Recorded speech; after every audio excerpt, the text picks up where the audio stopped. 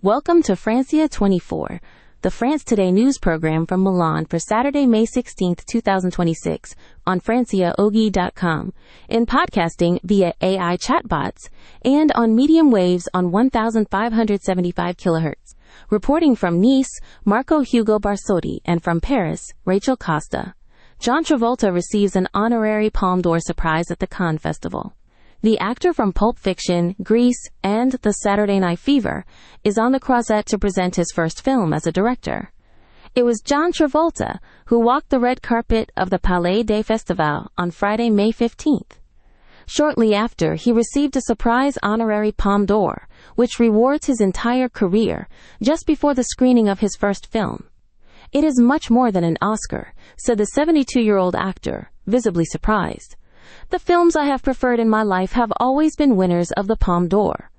I cannot believe it. It is far beyond an Oscar," he added after receiving the award from the general delegate of the festival, Thierry Frémaux.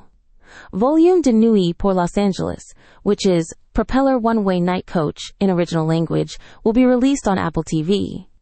It is an adaptation of his children's book published in 1997. "It represents the foundations of my life," he explained before the screening. The American magazine Variety explains that the Cannes Festival has gotten into the habit of awarding an unexpected honorary Palme d'Or.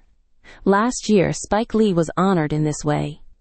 "I did not hope that my film would be accepted." John Travolta also reacted, assuring that he had cried like a child when Thierry Frémaux had announced to him last November that he would be screened in Cannes. The honorary Palme d'Or is a prestigious award that celebrates major cinematic successes and the career of an artist. Fact check by GPTOS20B. Towards an unfavorable scenario, the continuation of the war threatens the global economy, warns the IMF. The International Monetary Fund, or IMF, has warned that the continuation of the conflict and the blocking of energy flows could significantly limit global economic growth. The ongoing disturbances related to the war in the Middle East risk translating into lower growth and an increase in inflation on a global scale. The organization's latest projections, published last month, predicted limited global growth at 3.1% for this year due to the conflict and energy blockages.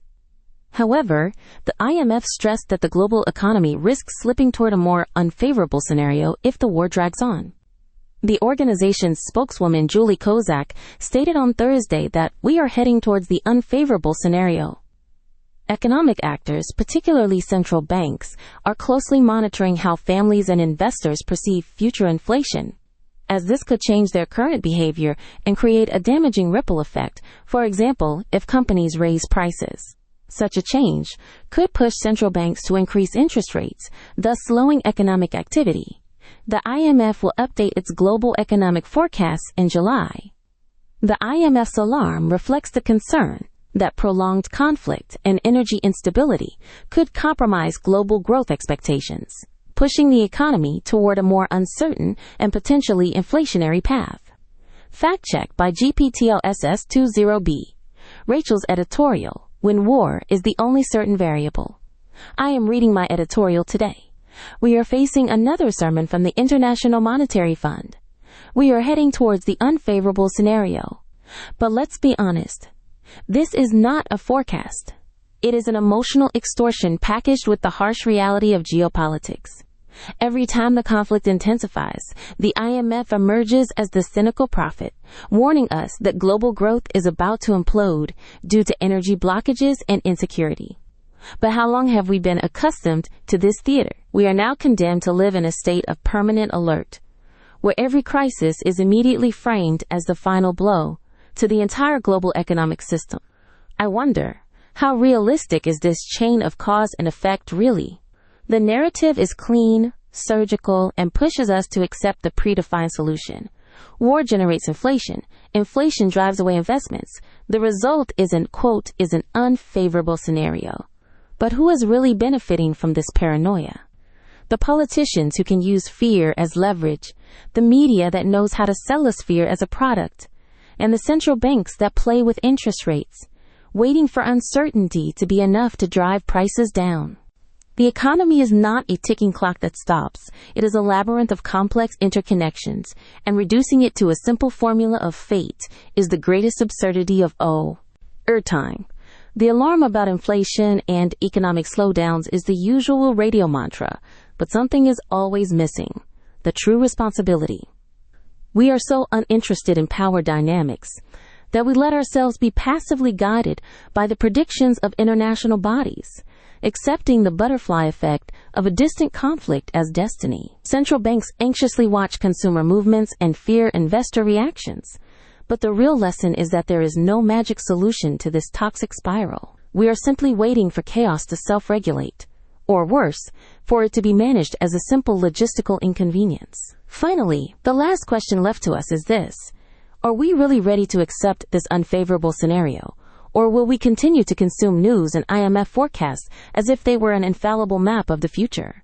Today's journalism gives us the drama, but not the key to escape the trap. As long as we remain passive spectators of catastrophic predictions, we will simply be receivers of industrial fear disguised as economic analysis. Stop fearing.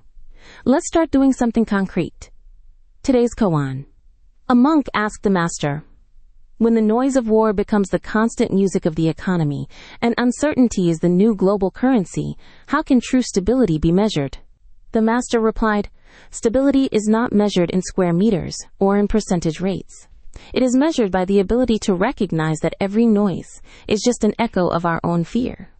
Then the monk insisted, if the economy tries to find a straight line through the storm, it fails. But if it embraces chaos as an integral part of the journey, what remains? The master smiled and said, only the awareness that we are the ones building the strongest barriers, those of our own anxiety. Now let's return to the news. French Press Review. Welcome to the French Press Review. From Paris, I am Rachel Costa. The ethical challenges of technological progress. The exposure of the dark side of the technology sector has been a hot topic, as demonstrated by the trial that involved two tech giants. The analysis of dynamics in statements in such contexts reveals complex aspects of innovation, questioning the ethical principles that should guide the development of advanced systems. These judicial processes are not just legal issues, they are also crucial moments for society to evaluate the real consequences of technological progress on ethics and corporate responsibility. The climate threat and its effects. Environmental concerns continue to grow with the intensification of the climate crisis. Analyses clearly show how extreme weather phenomena, such as prolonged heat waves and recurring floods, are having a direct impact on water resources and the global ecosystem. It is essential that concrete strategies are adopted for resource management and damage mitigation, as the effects of global warming quickly translate into tangible social and economic crises. The health emergency in Eastern Congo. A new Ebola epidemic is affecting Eastern Congo, where the most important health agency has reported about 226 cases. This situation highlights the vulnerability of remote regions and the need for significant investments in prevention and response to health emergencies, especially in contexts where medical infrastructure is limited. International legal controversies. The international legal landscape is marked by significant accusations. The United States accused Iraq of planning attacks against Jews in cities from England to Los Angeles, raising questions about cooperation and global security between nations. These accusations reignite the debate on internal and external security and the application of international law in complex geopolitical contexts. The issue of healthcare.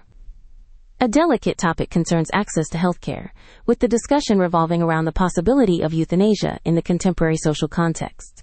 This debate raises profound ethical and moral questions regarding the limits of individual freedom and the role of the state in managing life and death decisions. It is an inevitable confrontation between individual rights and social regulations that define the limit of human intervention. The impact of tourism and public health. A recent incident in a tourist location raised questions about safety and the management of health emergencies. The need for rigorous surveillance and clear protocols becomes essential to guarantee the protection of visitors, health, and maintain confidence in the international tourism sector. The evolution of artificial intelligence. The debate on artificial intelligence continues to evolve, with the exposure of controversial aspects related to the development of these advanced technologies. Analyzing such Crises help society confront the profound implications that AI will have on the world of work and the very structure of human knowledge, requiring a robust ethical framework for its future implementation. The future of space exploration. Technological optimism is also reflected in the space sector. Figures like Elon Musk continue to aim for launches towards Mars as early as 2026, demonstrating an incessant drive towards interplanetary exploration. These efforts not only represent a scientific achievement, but also mark a paradigm shift in human ambitions, pushing the boundaries of our knowledge. Sports dynamics and managerial pressures. In the world of sports, the dynamics are tense. The pressure on managers, as seen in the case of Arne Slot at Liverpool, highlights how on-field performance is closely linked to the psychological well-being of team leaders. Failure can lead to internal crises, emphasizing the importance of emotional and strategic management in sports leadership. The title battle in Scotland. The fight for supremacy in the Scottish Championship is in full swing. The closeness between Hearts and Celtic makes this challenge a titanic duel for the title, marking a crucial moment in the history of national football and testing the resilience of the two leading teams. Online, on X and Mastodon, on all smart speakers, and on 1575 kHz, this is Radio Nice with Milan Central 1575 kilocycles. Line to Milan. Today's koan. A river that flows ceaselessly seeks its bank. But if it does not find the bank, the river becomes just a worry in the sky. And if the worry is the only bank, does the flow stop? Weather in Paris and Milan for Saturday, May 16th, 2026. Paris and instability on Saturday. Updated forecasts from expert Regis Crepé indicate that Paris will experience a day characterized by slightly decreasing instability during the day, while still maintaining a feeling of cold, with temperatures oscillating between 8 and 16 degrees. The morning will be variable, with some warning of light rain and a moderate risk of precipitation, around 56%. The air will be cool, making the thermal perception lower than the actual temperature. During the afternoon, the sky will become cloudier, but some brief clearings can be found that will offer slight visual relief, keeping the risk of rain contained at 25%. In the evening, the atmosphere will become covered again, with a very cloudy sky and only brief veils, although the probability of a few drops remains present. Temperatures will gradually drop to reach 14 degrees in the evening. Regarding the night, the panorama will be dominated by the overcast sky and light intermittent rain, with a high risk of 80% precipitation late at night. The wind will blow moderately, ensuring a cool feeling even during the calmest hours. Milan between drizzle and serenity. According to the updated bulletin from expert Daniele Berlusconi of 3B Meteo, Milan will wake up with overcast skies and drizzle conditions, marking the start of the day with a minimum temperature of 9 degrees. The risk of precipitation is present, with an accumulation expected of 0.3 millimeters, suggesting that the rain will be light but persistent during the early hours of the morning. During the morning, a transition towards scattered veils and less humid conditions is expected, with temperatures rising to reach 14 degrees. In the afternoon, the weather will tend to improve considerably, leaving room for clearings and less cloudy skies, allowing temperatures to rise steadily, reaching a maximum of 21 degrees. Conditions will be calmer and humidity will decrease progressively, while still maintaining a cool feeling on the surface. The evening will be characterized by clear or partly cloudy skies, with temperatures remaining pleasant around 22 degrees. The night will bring a stable and serene climate, ideal for resting after the humid day, with nighttime temperatures oscillating between 18 and 23 degrees. The wind will be absent or very light, ensuring absolute quiet throughout the city. Rachel's weather editorial, when climate becomes a personal drama. Look a little outside the window, ladies and gentlemen. Every time the air changes color, or it rains a little, do we rush to blame climate change? Stop it! The science is clear. Seasonal variations are the normal functioning of the planet, not an imminent catastrophe. We must stop turning every slight drizzle into definitive proof of the global crisis, as if an afternoon thunderstorm were the final test for our destiny. Let's be honest, our obsessive on with forecasts is pathetic. We have become parasites of meteorological data, believing that every drop in temperature or every suspicious cloud is a condemnation. Perhaps if we stopped looking for the sign of disaster in every natural cycle, we could finally appreciate the simple beauty of atmospheric variability without turning it into a scientific asylum. Today's koan. A monk asked Zhao Zhou, if water flows downwards, why isn't it forced to move forward? Zhao Zhou calmly replied that the force of gravity does not impose an absolute direction, but only resistance to movement. And this is today's weather.